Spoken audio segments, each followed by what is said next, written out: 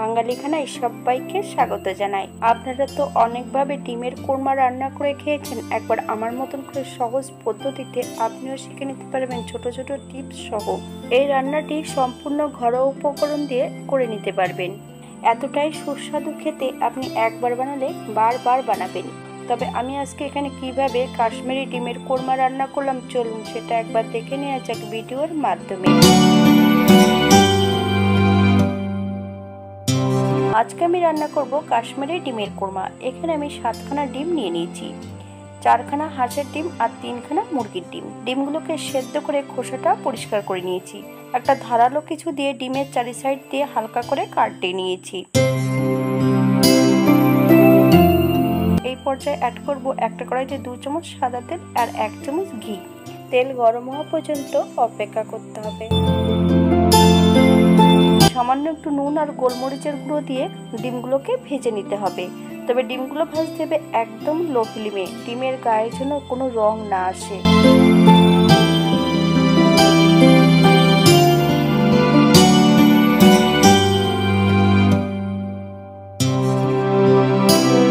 এই পর্যায়ে তেল থেকে ডিমগুলো তুলে নিতে হবে। আপনারা আপনাদের পছন্দ মতন ডিমগুলো ভেজে নিতে পারেন। একই তেলে রান্না করব। ফোড়নে রেখেছি দারচিনি আর একটা কালো এলাচ। ফোড়ন থেকে সুগন্ধ বেরোলে মিডিয়াম সাইজের 2টো পেঁয়াজ বেশ সরু সরু করে কেটে অ্যাড করেছি। পেঁয়াজগুলোকে বেশ হালকা করে ভেজে নিতে হবে, তবে পেঁয়াজগুলো খুব বেশি ভাজবো না। পেঁয়াজগুলো যেন লালচে বা খয়েরি কালার না হয়, সেই দিকে খেয়াল রাখতে হবে। সাদা কোরমা যদি করা হয়, সাদা কোরমা করার সময় পেঁয়াজের রংটা চলে আসলে কোরমার রংটা কিন্তু লালচে কিংবা হলুদ হয়ে যেতে পারে।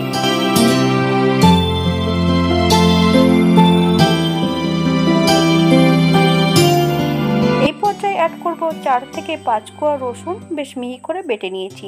পেঁয়াজ রসুন ভালো করে ভেজে নিতে হবে, অথবা পেঁয়াজ রসুন থেকে যতক্ষণ কাঁচা গন্ধ বেরোবে ততক্ষণ বেশ ভালো করে ভেজে নিতে হবে।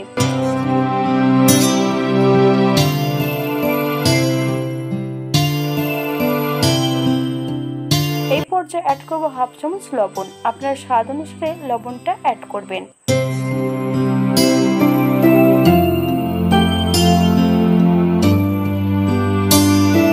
ভাজার এই পর্যায়ে অ্যাড করব বেশ কিছুটা বাটা মশলা, আদা, জিরে, ধনে, গরম মশলা, বেশ কয়েকটা কাঁচা লঙ্কা বেশ মিহি করে বেটে নিয়েছি।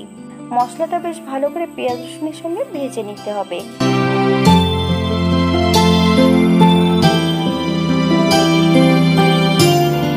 মশলা ভাজার এই পর্যায়ে মশলা ধোয়া বাটি থেকে সামান্য একটু জল অ্যাড করব। মশলা থেকে যতক্ষণ তেল না ছাড়ছে মশলাটা বেশ ততক্ষণ ভালো করে কষিয়ে নিতে হবে। আমি এই রান্নাটিতে কালো গোলমরিচের গুঁড়োটা অ্যাড করেছি, আপনারা এখানে সাদা গোলমরিচের গুঁড়োটা দিয়েও রান্নাটা করে নিতে পারবেন।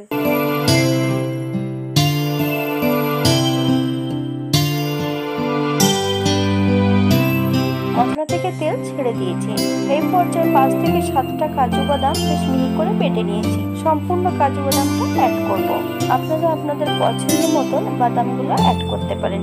কাজু বাদামের যতক্ষণ কাঁচা গন্ধ বেরোবে ততক্ষণ বেশ ভালো করে মশলাটা কষিয়ে নিতে হবে।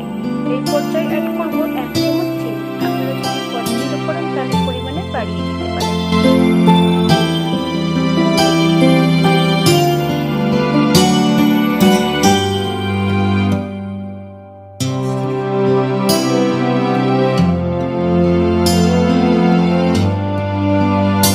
কষানোর এই পর্যায়ে অ্যাড করতে হবে সম্পূর্ণ ভেজে রাখা ডিমগুলো। ডিম এবং মশলা দিয়ে বেশ 5 থেকে 7 মিনিটের জন্য মিডিয়াম আঁচে কষিয়ে নিতে হবে বেশ ভালো করে। মশলা যত ভালো কষানো হবে তরকারির স্বাদ কিন্তু তার দ্বিগুণ বেড়ে যাবে। এই পর্যায়ে অ্যাড করব 3-4টে কাঁচা গোটা লঙ্কা। আপনারা যদি পছন্দ করেন তাহলে পরিমাণে বাড়িয়ে দিতে পারেন। বাঙালি রান্না ঘরোয়া উপকরণ দিয়ে। আপনাদের যদি রান্নাগুলি পছন্দ হয় তাহলে চ্যানেলটি সাবস্ক্রাইব করে দিয়ে পাশে থাকবেন। পাশে থাকা বেলটি বাজিয়ে দেবেন, নইলে নিত্য নতুন রান্নার নোটিফিকেশন পাবেন না।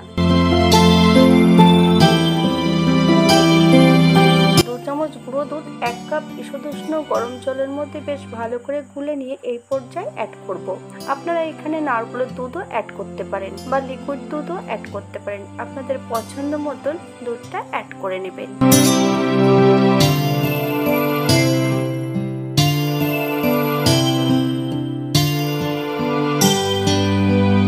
বেশ মিডিয়াম আছে 5 থেকে 7 মিনিটের জন্য ঢাকা দিয়ে রেখে দেব, যাতে পেঁয়াজগুলো সেদ্ধ হয়ে যায়। শুধু ঢাকা দিয়ে রাখলে কিন্তু হবে না, ঢাকা খুলে মাঝে মাঝে একটু নেড়ে চেড়ে দিতে হবে, যাতে কড়ার নিচটাতে লেগে না যায়। যথারীতি এখানে কাজু বাদাম বাটা দেওয়া আছে, আর গুঁড়ো দুধের মিশ্রণটা অনেক সময় কড়ার নিচটাতে লেগে যেতে পারে। 7 মিনিট পর তাতে একটু নেড়ে চেড়ে নেব। একবার চেক করে নিতে হবে যে লবণটা ঠিক আছে কিনা। এই পর্যায়ে অ্যাড করব 1 চামচ ঘি আর 1 চামচ কাশ্মীরি মেথি পাউডার। আপনারা যদি পছন্দ করেন তাহলে পরিমাণে বাড়িয়ে দিতে পারেন। গ্যাসের ফ্লেমটা অফ করে দিয়ে 5 মিনিটের জন্য স্ট্যান্ডিং টাইম দিতে হবে, তারপর সার্ভ করব।